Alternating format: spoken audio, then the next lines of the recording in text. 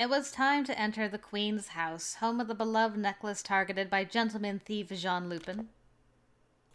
We should like to protect Odile's eye at any cost. Please, let us help. Yes, but...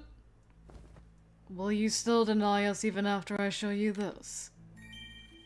Holmes, with the finesse of one well acquainted to this treatment, revealed Her Majesty's ring. I'd only seen this man briefly at the palace, but he was of some rank. I'm sure I was correct. A sergeant, if memory served me. I won't ask you to take us to where the real necklace is hidden, only to allow us to help. Hidden? How did you know it was hidden? Holmes, what do you mean by... I'll listen to you inside. Right this way. The sergeant then seemed to welcome us in earnest. Any reluctance he once felt was gone in favor of forcing us inside. The inside was bustling with police officers from left to right, upstairs and downstairs, before us and, as we stepped farther in, though this truth may not bear mentioning, behind us. Ryan led us to Inspector Lestrade straight away. Good evening. We meet again, Holmes Jr. Speak to this, old man. How did you know the gem in the display room is false? So it's true. I only thought you would be fools to gift wrap the real thing for the thief. My word! You were bluffing? Not a bluff. Call it choosing my words with care to coax the answer I wanted. Ha! And there we have it. You know, you have a tell. A tell in that clever tongue that gives you away as Sherlock Holmes' son faster than if you told me yourself. Inspector, I would have us dispense with talk relating to my father. He and I are not one and the same. But of course. I meant no offense, but why, even that sounds like something your father would say. Ah, I beg your pardon. Let that one slip by me. Moving right along, then. Is it so offensive, Holmes? Your father is well known for his detective work, so I'm not surprised you two have plenty in common. Miss Whiteley, you are abusing my patience. It isn't easy to have a celebrity for a father. Wouldn't you say, Lupin? What? I suppose. Yes, it must be difficult to have an unreasonable father. I live in such a way that I can take pride in my accomplishments, even if there are those who would only compare mine to his.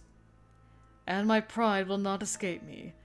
I shall clarify again and again that I do not live the same life as my father, quite simply because I am not my father. It's hard to say if he hates him or loves him when he goes on like this. Oh, it's only natural that he loves him. He's his father. What twisted line of thought brought you to that conclusion after hearing all I've said? Just a bit of envy, I suppose. Nothing more. Ahem!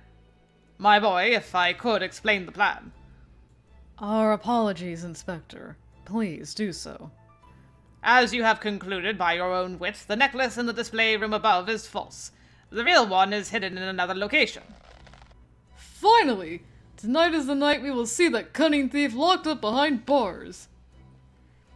I thought police officers only said those sorts of dramatic things in novels. It's the first time I've heard one say it in real life. You're right. It has much more impact when a real one says it, doesn't it? Ahem! Ahem! We can't reveal its true location, of course, but we can take you to the showroom of the false one. Ryan, take them to the display room with Odile's eye.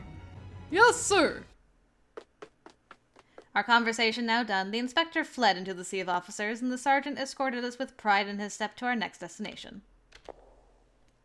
This is where Odile's eye is being displayed. The two burly officers guarding the entrance stepped aside to allow us in. There it was, in a glass case at the center of the room, well lighted and granted all the attention of a songstress on stage, was that divine necklace I remembered from the paper. Goodness, what a stunning necklace! So you like these sort of things too? Girls really do love anything that sparkles. I thought you would prefer food to jewelry. You're such a rude man. Why, I've always dreamt of wearing something so beautiful one day. And let's hope it stays a dream. Should rather think the reality is similar to dressing up Humpty Dumpty. I have said it once and I shall say it again. You are a rude man. A horribly, awfully dreadfully rude man. Emily, calm down! And Holmes, don't go around saying things you don't mean. Dear Watson, you know I would never say something I don't mean. You don't need to say that so smugly. Lupin, go on, tell the man off. He's like, super focus mode. The decoration is simple yet elegant, stunning. Every part of its design is meant to draw out the gemstone at the center. And this is the imitation. It is beauty in its own right, to be certain. Lupin? I could not agree more with Miss Whiteley. This is a lovely necklace that would suit any woman. Think of any woman, no matter how beautiful, and she would be a finer vision still with this. You don't need to sell it to us, really. You have a keen eye. It may not be the real one, but I've been told the gemstone used is quite valuable. The Yard kidnapped, so to speak, a craftsman who worked for the royal family to replicate the original— Don't touch the case, please! I took one step, to which Ryan responded with 2 steps to stop me. There's a trap here! We furnished this display with 2 powerful chemicals, diethyl ether and nitrous oxide. One is used in anesthetics, and the other is more commonly known as laughing gas, you see. Think of the danger! It has 15 times the potency of a normal dosage. Simply touching the case will cause it to open so the gas will leak. Were you to inhale even the tiniest bit, you would be Now where have I heard that cry before? A yelp and a thud, precisely weighted the same as the one I heard in Mr. Phelps's study, had my attention. I peeked around the other side of the case for the source. The ring. It was, as we all knew, Lupin, and I was more startled this time than the last. He was not holding his head or behaving in any way one does after taking a mild tumble, but was splayed with his face flat on the floor. Did he touch the case? Oh, but if he had! Lupin! Tell me you're all right! I rushed to his side. He was no longer conscious, but I, in habit, politely motioned to his body and fretted as I did, took to politely shaking him ever so slightly to confirm what we knew but could not say before polite observation. Not again, Lupin! It was right after the sergeant explained, too. God weeps at the idiocy of his own creation. Well, I've got his ring. Ryan, pardon us for burdening you with this matter, but might we borrow a room so he can rest? Absolutely. Come with me to the curator's office. Pooh! Had I warned you only minutes earlier! Don't lose sleep over it. I have a feeling it would have happened even if you did. Watson, if you don't mind. Not at all. Up! The burly assistant, sighing at the ridiculousness of it all, lifted the boy by slumping him over his back. We agreed to report to the curator's room on the ground floor. Oh, what a blunder! Though it is no fault of yours, I must clarify. Your work would no doubt be easier had I not requested that my hiring you to remain a secret. And yet I never thought you would be so young.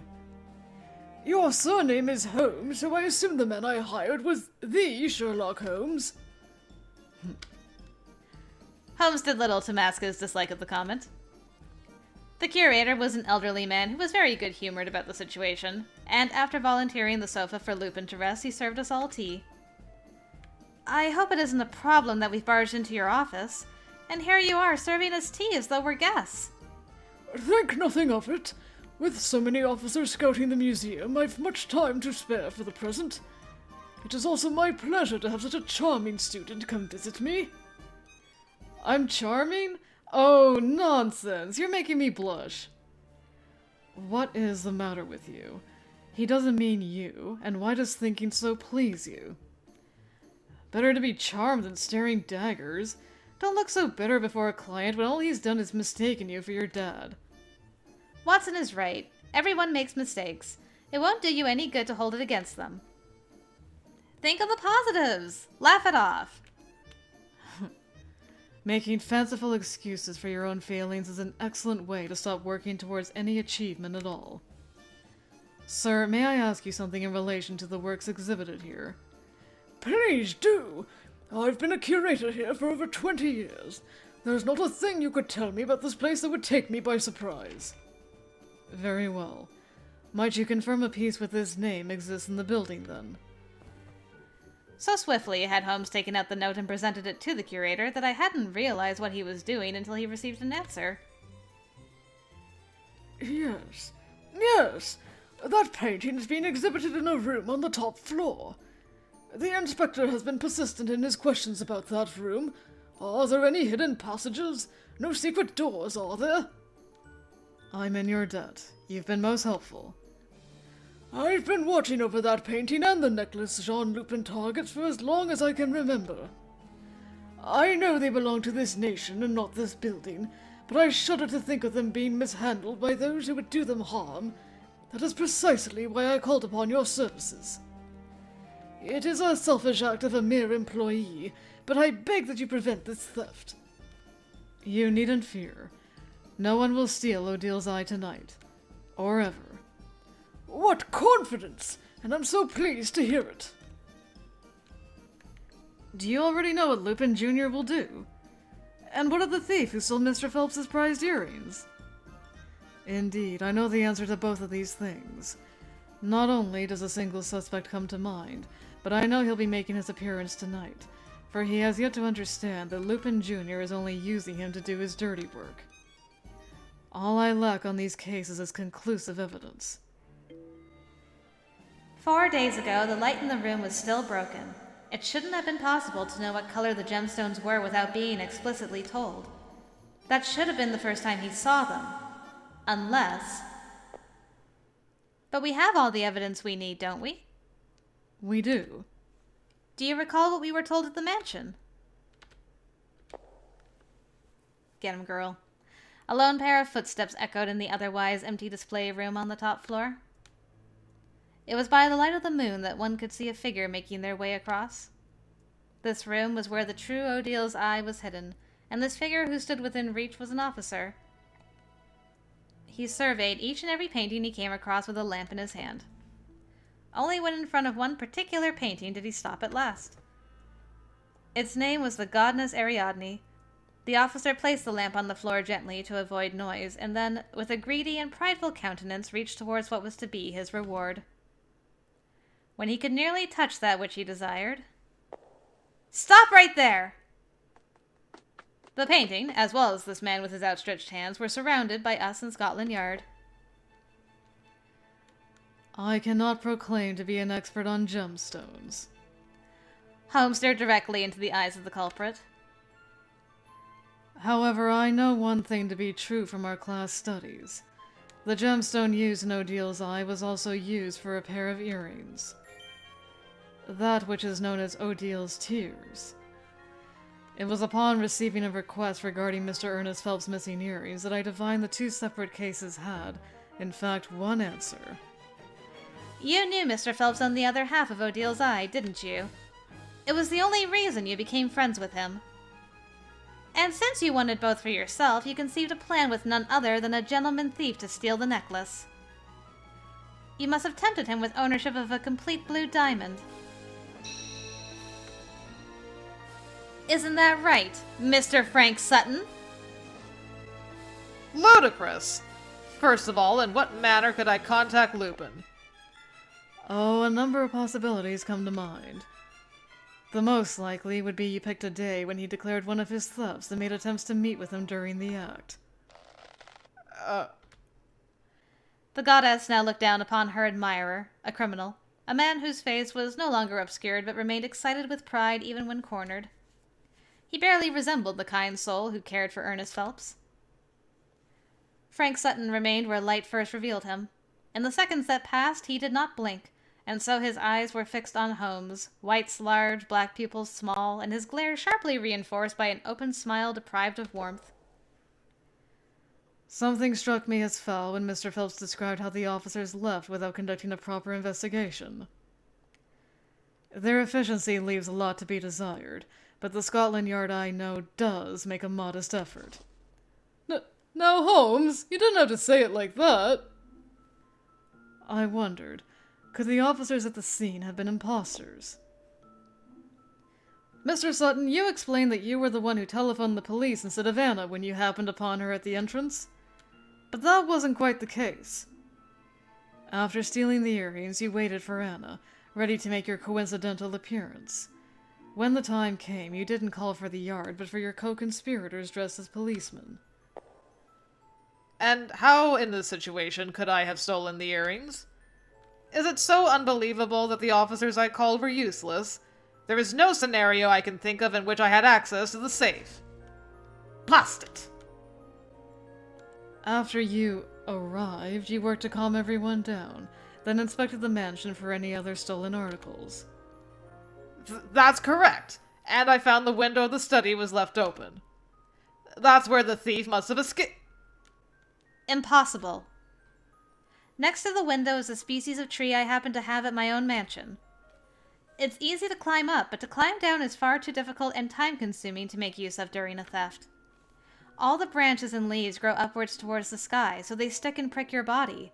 The whole experience was ever so painful. I tried to get down on my own, but Pendleton spotted me. I thought he'd never stop scolding me. It was disastrous. Miss Whiteley, that is enough childhood tales for one day. As a close friend, you would have known he was in the drawing room with guests during this period. You would have known as well that his maid would be in the kitchen, unless she had some specific reason to be out of it. You visited the day before the robbery, correct? Mr. Phelps thought you were being a good friend. He trusted you. He never once cast his suspicions on you when the earrings were stolen. No one in that mansion would have thought twice about you moving freely through the rooms.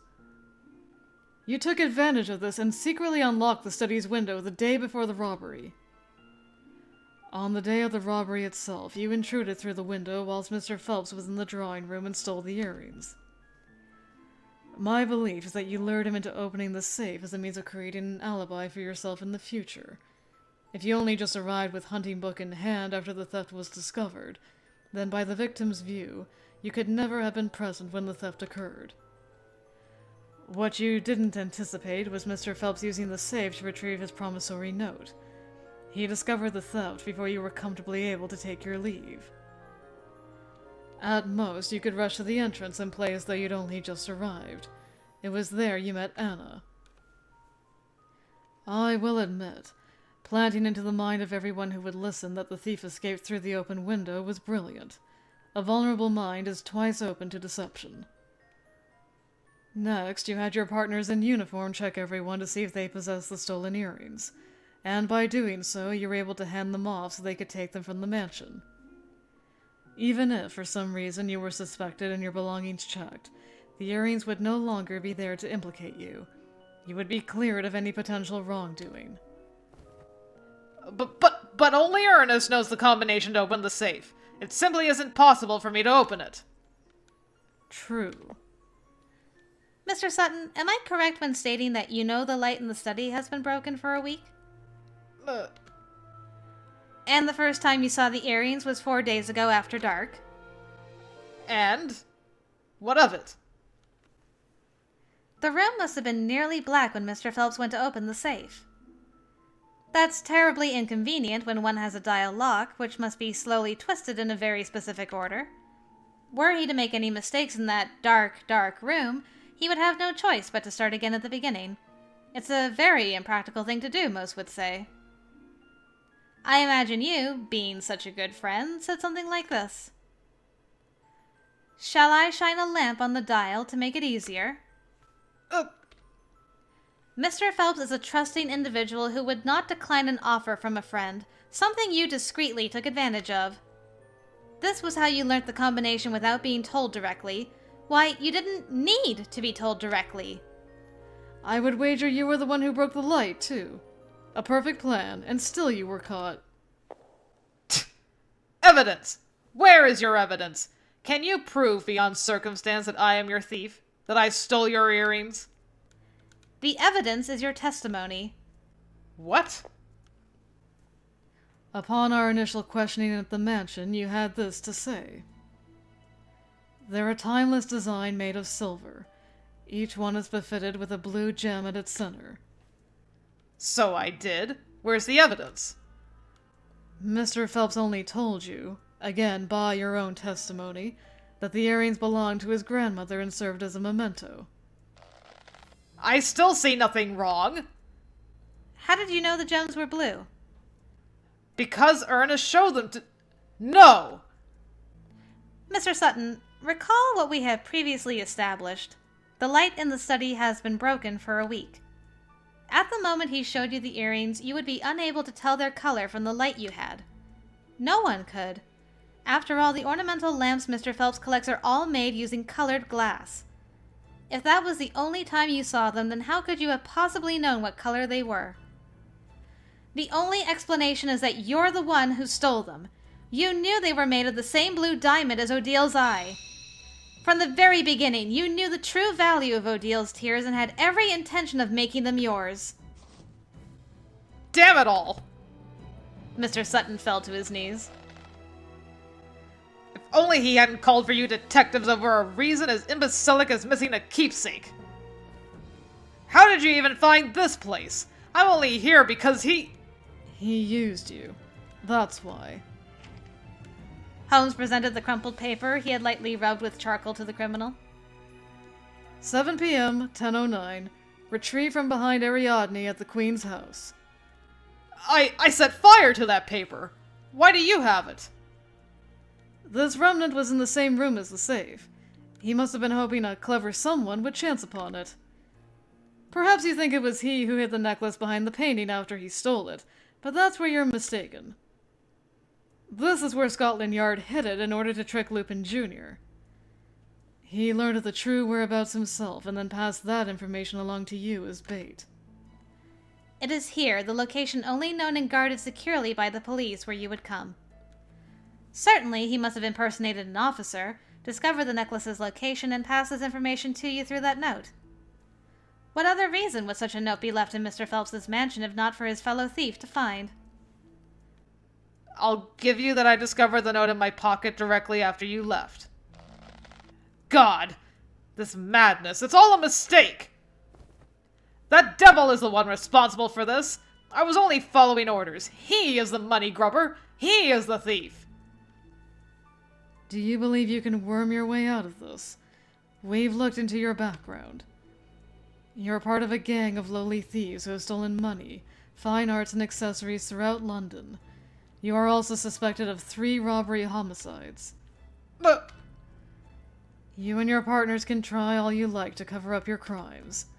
But we'll reveal them all and expose them to the light of the sun. The truth can't stay hidden forever. Your day will come.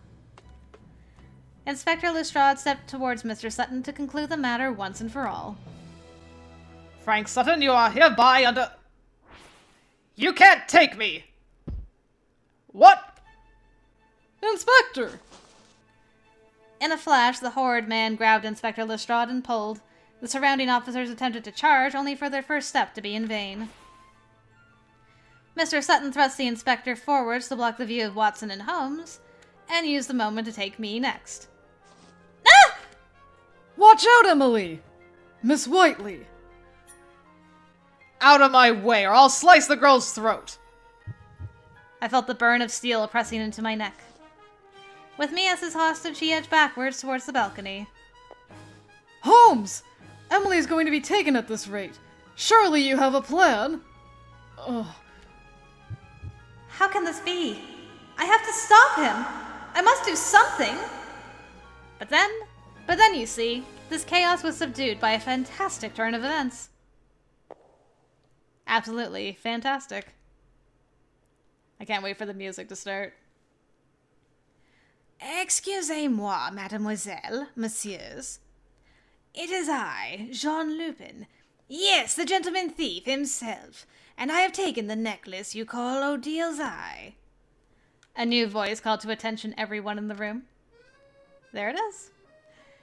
Before the goddess Ariadne, and flattered by the light, stood a handsome boy with golden hair. In his hands was the diamond necklace. Lupin? I screamed his name. Ah! At this, a gunshot screamed louder and the knife at my neck was hurled into the air. Who was it? Who me! The knife flew in an arch before landing on the floor with a clatter. Or so I heard, as I never did see it hit the ground. Before I had a chance, Lupin dashed to me, and my vision was clouded fast by a white cloak. From what I could see next, we had flown out of the window and into the sky. Whoa. Are you all right, my princess? Why am I so close to him? Why is he holding me in his arms? Why am I flying? If you could answer me one quick... Please, drink in the silence. Lupin brushed our foreheads together flirtatiously, noses touching, as he had no free hands to place on my lips to silence me. The effect worked all the same, and I fell into a hopeless stammer. I beg your... The moon is most enchanting tonight. We would do well to bask in its romantic glow whilst we still can. Well, will you humble me? I'd completely lost my will to flail and fight. And certainly I hadn't any desire to fall down from so high up. Perhaps innocence and folly were one in retrospect, but there was, too, a playfulness to his coquetry that stole away my want to protest. Lupin held me close, a makeshift glider keeping us aloft as he whisked me through a glittering sky. It's so cool! Miss Whiteley was... by thee, Jean Lupin! She's been kidnapped?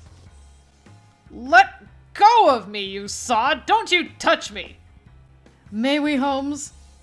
By your lead. That's Shut enough up from already! Ha! Holmes and Watson's fist struck Frank Sutton at the same time, forcing him to double over in pain. Restrain him! Yes, sir! By the sergeant's order, the officers swiftly apprehended the criminal. Inspector, we're in a bit of a fix. Odile's eye has been stolen by none other than Lupin Jr. Bloody hell! I knew that, you idiot! After him! Now! Inspector Lestrade barked orders at the men as his sergeant assisted him in standing up again. Sir, the necklace I meant was the false one. The one exhibited in the display room. What? Why would he steal that one too? By the time we arrived, it was already missing from the case. We found his calling card in its place, sir. Is this a playing card? See here, it's the Queen of Diamonds. The whole scene was very queer, it was. We found 3 officers knocked out in that same room. But they weren't any officers of ours. They just happened to be wearing our uniforms. What the devil does that mean? We looked into their identities and discovered they were partners of Frank Sutton's, all of whom had committed several crimes right here in London. Now all we need to do is capture their leader, Frank Sutton. Your orders, sir. Hang it all! The one we arrested was Frank Sutton! He was? Take them all away, and chase after the gentleman thief! But, Inspector, which order should I follow? For God's sake, just arrest Lupin Jr.! Yes, sir! Holmes Jr., you will accompany me. Where'd they go? I just now walked past him and his assistant when I was coming into the room. We've no time to waste on this spectacle. Inspector, I'm leaving. Steady on your feet now. Oh, gentle, Ryan! Be more gentle when you let go! Oh, I'm sure God has had many a good laugh at my poor luck. Well, well, this has been quite an eventful evening. The gem may be in the hands of a thief, but a gentleman ought to know how to treat her with care. Now, where did that bespectacled boy run off to? I hope he's not gotten himself lost, she says, skipping ahead too quickly. Is that what was said? Yep, that's the one. Nailed it! Alright, we can skip through some of those. I don't need to be drawn in again by this boy. Not yet. Not yet. Open your eyes. Don't listen to him. Also, I'm going to save. Where is... No. Alright, I'll do a new. Don't skip. Gotta have Watson and Holmes save me, so I can't go too far. Okay, enough looking at him. Enough. My heart is my own. Away with you. There we go. Emily! There you are! Miss Whiteley, are you safe? The police must have stayed behind, for it was only the two who arrived. Holmes! Watson! I'm perfectly safe. Then what of Lupin? He managed to flee. But look! I got back the earrings and necklace from him.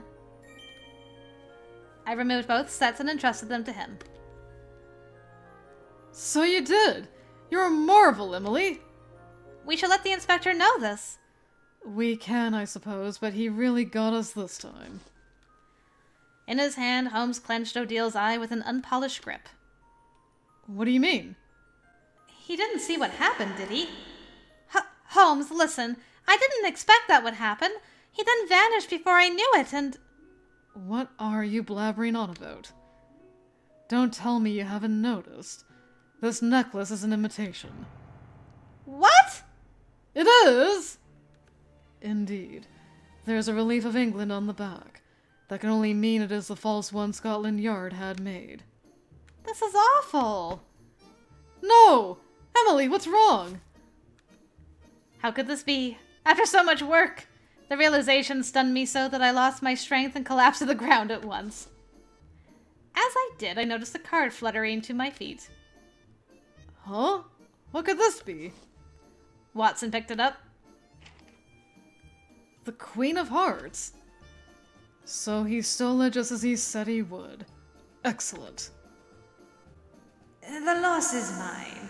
In the face of your strength, your beauty, and those charming eyes, I have little choice but to relinquish this necklace. I could never lie to a lady. I shall return the necklace I stole in that room to you. Farewell, Emily. He gave me a false necklace and turned me round this way and that. He played with my mind. What? Emily? He's unforgivable. I will arrest him and make him apologize to me. I swear it. I've never seen her this angry. Neither have I. I will arrest Lupin if it's the last thing I do. The last thing you do, huh? She really is the most gallant princess I've ever met. I thought I was paying tribute to your bravery in my own way, but perhaps I might have overdone it. I wasn't expecting her to trust me with such sincerity. Ta-ta. I'm looking forward to seeing the three of you again. Those were his last words as he escaped into the darkness. After Lupin's departure, Holmes, Watson, and I stood in the park awaiting Pendleton's return. My lady, I returned Odil's tears to Mr. Ernest Phelps per your request. Thank you very much, Pendleton. Pendleton came to collect us after I asked the police to call for him. I'd also asked him to return the earrings to their rightful owner before we departed. So, the theory is that Pendleton was the one to shoot Frank. Based on, he'd used his gun recently, he has powder on his shoes at the end of this. But how did he shoot him and get back to the mansion in time for the police to call him? That's fast. I mean, I guess if he took the carriage, maybe? He's one hell of a butler. You don't look well. What happened? Except for the fact that you were whisked away by the gentleman thief. If you know why, don't ask me. It looks as though you've been through an experience far worse than one of my lectures. I'll spare you having to talk about it for now. Mr. Phelps was overjoyed upon receiving his earrings back, however. He intends to keep them close to his heart, however he can. He lastly mentioned that he would like for you to visit his home at your convenience, so that he may thank you personally. I wonder if the nobleman's daughter is related to Mr. Phelps. I couldn't very well trust the tragic love story I'd heard from Lupin, but that Mr. Phelps was pleased brought me relief all the same. He said he offered his best wishes to the four of you for getting them back for him. 4, he said? Why 4? I feel like I'm forgetting something. 4 of us would include me, Holmes, Watson, and... Oh no! Lupin, what happened to you? That's who it was! I forgot all about him! Lupin's hair was a mess and his clothes were filthy with dirt. Ah, I woke up in the curator's office, then I spilled the tea he made for me. So I decided to go through the museum to find all of you, only to be caught in a group that was very worked up about finding Lupin. I dropped my ring, tripped over on a few occasions, but at least I found you. It astounds me that you made it here at all, Lupin. It's a waste that I've come after Lupin's theft. The case is already over. Oh no, it isn't. We'll arrest him if it's the last thing we do! What? Why are you both so angry? Don't pay them any mind. They were both fooled by Lupin. Both of them? I didn't know Lupin possessed such cunning. I feel terrible for not being with you to help. You needn't feel any guilt, Lupin. Absolutely. This isn't your fault. This is all Lupin's fault. If you insist. Best disguise ever. The discussion moved along to how we were all going to get home, and it was decided that I would say my goodbyes to them and return on the carriage with my butler. Are you certain you'll be able to make your own way home, Lupin? Very. I live quite close to here. That's good. See you tomorrow, then. Take care not to drop your ring or trip any more on your way home. Good night. Good night. I'll see you at school. Watson and Holmes set off together, walking side by side. Lupin and I were left, which means it's time to skip. I don't need to fall in love with you any more than I already have. Yeah, so this is the, should have removed the line from the Queen's house. So, it was, and he's got to give his rifle a better hiding place. It was him! Man, he's fast. That's incredible. Well done, Pendleton. Let's write all about it. A bit of writing should be a nice way to end the evening. I opened the diary and turned to a new page. The day sought to be an outrageous one, and I can only write that it succeeded on every conceivable level.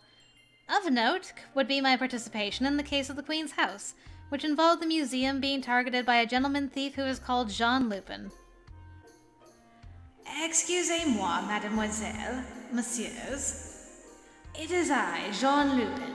Yes, the gentleman thief himself. And I have taken the necklace you call Odile's eye. It is a pity that none of us were able to stop him from carrying out his theft. Are you all right, my princess? The moon is most enchanting tonight. We would do well to bask in its romantic glow whilst we still can. Well, will you humble me? And what else? The man toyed with me relentlessly. The embarrassment fills me with such a violent energy that it's all I can do not to break my pen. And he had the nerve to call himself a gentleman. He's going to pay for what he did. I feel exhausted. Perhaps it's best I go straight to bed. We got stuff about the mystery, though. Okay. To be continued.